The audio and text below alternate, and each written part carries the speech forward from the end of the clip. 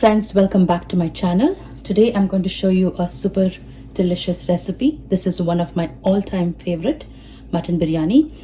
The specialty about this biryani is I am going to use a special rice from Sri Lanka, which is also called a red Keeri Samba rice.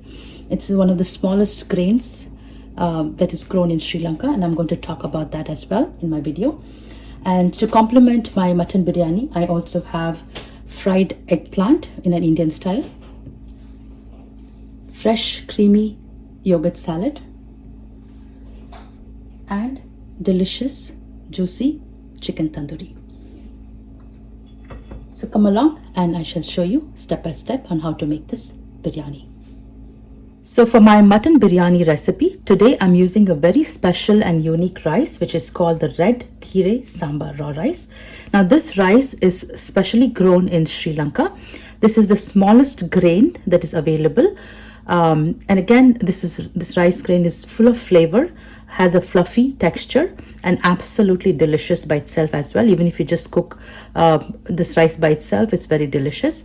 For the mutton biryani, it's absolutely delicious. Now this particular rice grain, I got this from my local Indian grocery store. For the 10 pounds, I paid about $16.99. But this package is also available online for like Amazon, Walmart, other Indian grocery stores as well. But the price is double. So if you get hold of this particular brand in your local grocery market, this is absolutely a must have in your pantry. This is definitely our new favorite, especially for the biryani. So 8 medium-sized red onions, thinly sliced. So here in my spice blender jar, I'm going to go ahead and powder some whole spices. Here I'm going to take 2 pieces of cinnamon sticks, 8 cloves, 2 green cardamom and 2 black cardamom,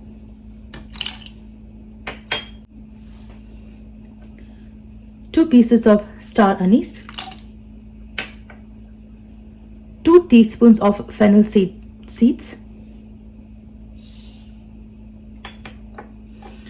and small piece of nutmeg.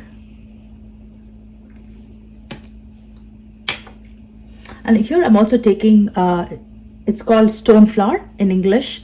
In Tamil it is called kalpasi, and in Hindi it is called pattar kaful. So I'm just taking a little bit, almost like a tablespoon of stone flour, and 15 fresh curry leaves. Now let's go ahead and powder these whole spices.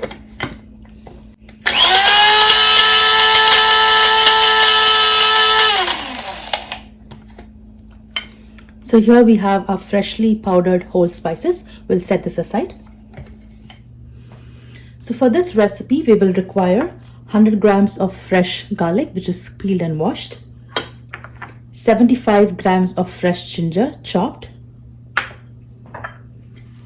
a handful of fresh mint, a handful of fresh cilantro, 10 green chilies, this is on the spicier side, and 1 cup of fresh yogurt. Here I also have 1 kilo of fresh clean mutton, which is also called the goat meat. Now I typically go to the butcher and specially request for the front legs. The front legs are more tender and soft compared to the back legs, and you can always ask for a medium-sized meat. So this is cleaned and washed. Now in my mixie jar, I am going to grind my garlic, the ginger, mint, coriander, and green chilies. So I'm going to grind all of these 5 ingredients and make a fine paste. So here I have my pressure cooker, and I personally like to marinate my mutton in the pressure cooker directly so that I don't have to later on transfer from one dish to another dish. So here I'm taking 1 kilo of mutton.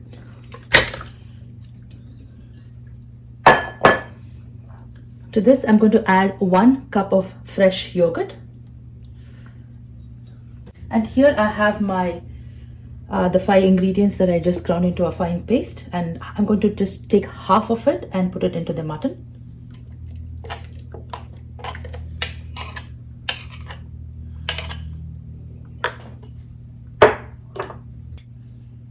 One tablespoon of Himalayan salt, 1 tablespoon of extra hot red chili powder, 1 tablespoon of sambar chili powder. This is a homemade, this is my mom's chili powder, but if you have homemade chili powder, go ahead and use like sambar chili powder, use it. Or as the store-bought, closest would be Shakti or Achi masala, sambar masala. So this is 1 tablespoon. Half a teaspoon of turmeric powder, and about 2 tablespoons of oil.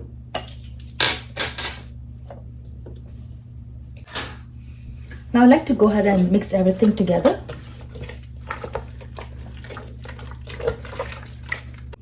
So I like to marinate the mutton overnight, or if you don't have time, you can at least do for a minimum of 2 hours. So I'll go ahead and put this in the refrigerator and we shall come back later. So here the mutton has been marinating overnight. So I'm going to go ahead and pressure cook this for 2 whistles. The reason is because the mutton is very tender. I will require only 2 whistles for this meat to get soft and tenderized.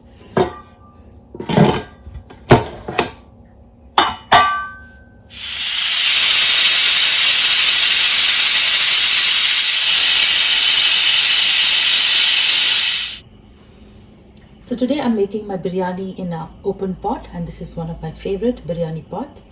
To this I'm going to add about 3/4 cup of olive oil. So the oil is nice and hot. To this I'm going to add about 1 teaspoon of caraway seeds, 4 bay leaves, and I have your whole spices, about 3 pieces of cinnamon sticks, 2 black cardamoms, 3 green cardamoms,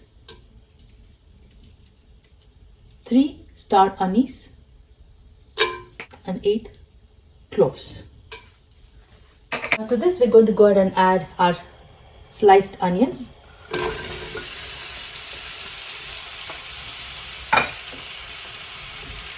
And we'll cook this onions until it's nice and golden brown. This will take anywhere between 15 to 20 minutes. So this is a very interesting wooden spoon. As you see, it's quite long handle. This is called spoon pozole. The Mexicans use this to make their soups. It's nice and big. It's carved out of wood. It's 1 piece. I actually got this from the Mexican grocery market in their cookware section.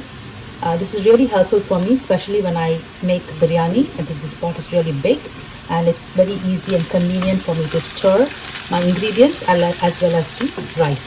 So I really love this spoon, which is also called as pozole. So the onions are nice and caramelized. This is exactly how you want it for a biryani, because this is what adds nice flavor to your biryani.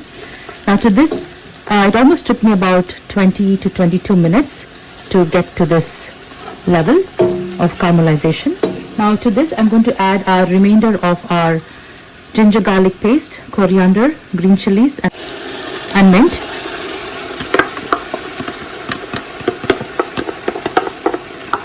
So now let's cook this for about another 5 to 6 minutes until all the rawness completely goes away.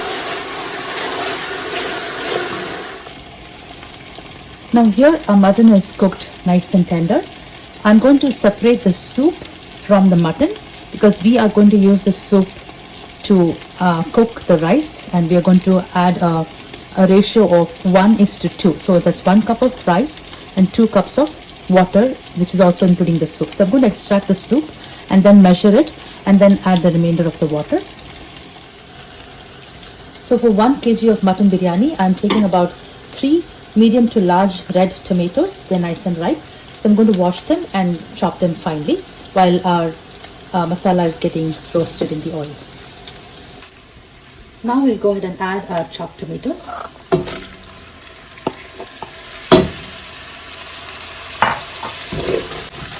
We'll cook this until the tomatoes get nice and tender. Our tomatoes are nice and soft. Now to this we'll go ahead and add our freshly powdered garam masala for the biryani.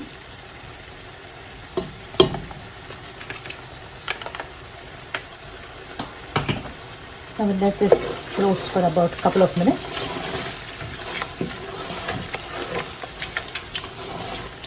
That smells delicious.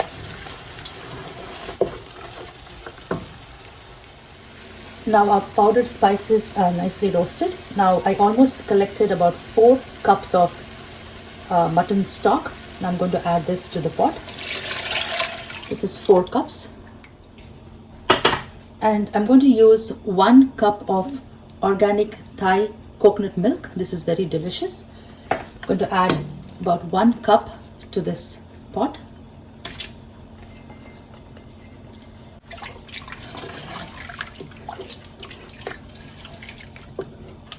We'll let this cook for a couple of minutes. Now here in this pot we have 4 cups of soup, 1 cup of coconut milk, that makes 5. And now we have another 5 cups. With the same cup I'm measuring another 5 cups of water. So that makes a total of 10. So if you remember, I initially said 1:2. So we have 5 cups of rice and it's going to be 10 cups of water. Now I'm going to add another 1 extra cup of water. So whenever you make biryani in an open pot, the total amount on top of that, you always add 1 extra. So that helps your rice to cook really well. Now let's go ahead and cover this pot with a lid and bring this to a complete boil. Now our biryani water has come to a complete boil. To this I'm going to add about 1/4 cup of homemade ghee. This is my homemade ghee and I have the recipe on my channel. This is 1/4 cup. And I'm taking 1 whole lemon. So the juice of 1 whole lemon.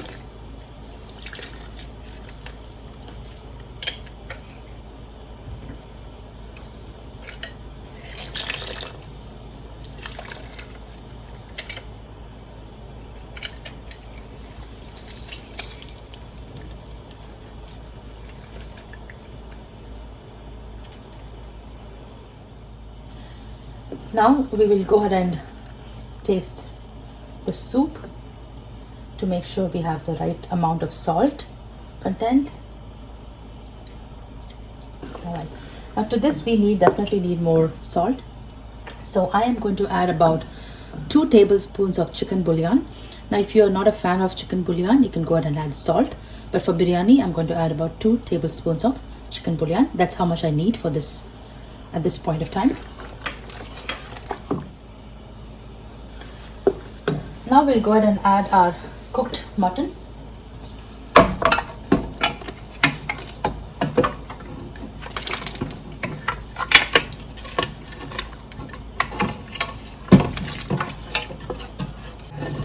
I'll just add a little bit more water, just a little water to grab all the soup from here. So here's that little extra water from the bottom.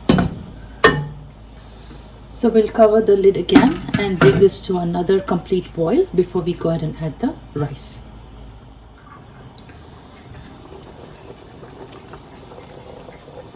Now the water is completely boiling.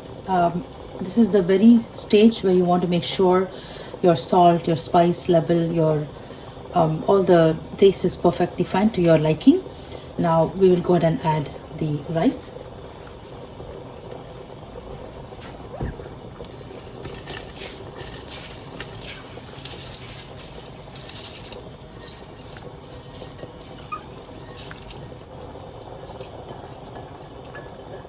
Now we'll go ahead and give it a gentle stir.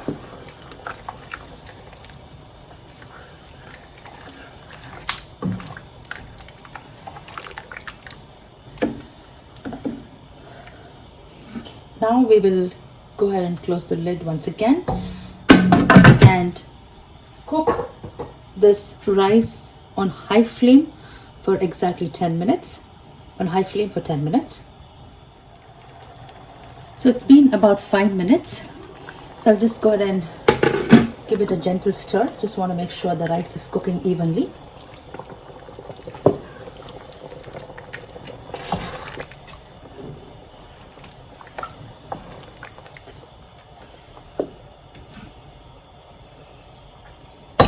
So we'll let this cook for another 5 minutes on high heat. So it's been about 10 minutes. So give it another gentle stir. I'm just going to lower the heat. We still have some water here.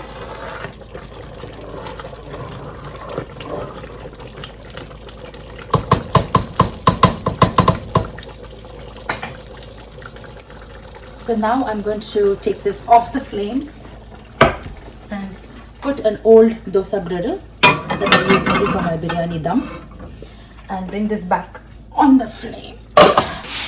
Take an aluminum foil. I'll seal it up completely.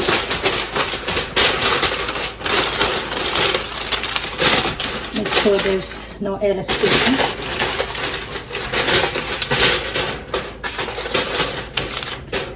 And put the lid back on and tighten it up, seal it up completely. Okay, now this is going to cook on the lowest flame, which is like the lowest flame, for about 30 minutes. So that's, the timer is on for 30 minutes. Now about around 15 minutes, halfway through, I'll just open it once again and give it another gentle stir, and then we will allow the biryani to cook on dum for 30 minutes. So it's been about 15 minutes, so we'll give it another quick gentle stir.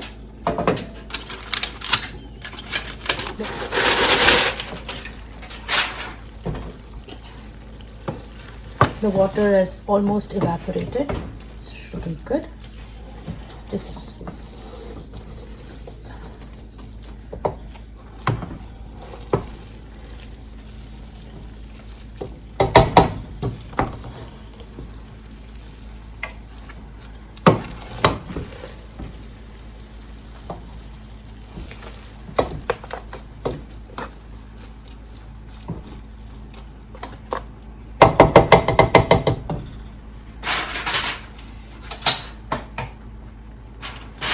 so we'll cover, put the foil back again and let it cook on a low flame for the rest of the 15 minutes, and we'll come back. Okay, so the biryani has been on dum for a total of 30 minutes. I've turned off the heat and we will let the biryani rest for about 5 minutes before we go ahead and plate it.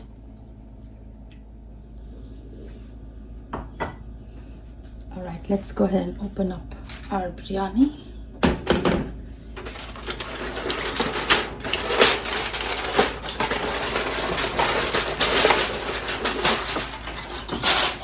This smells delicious. So let's go ahead and plate our biryani. Super delicious.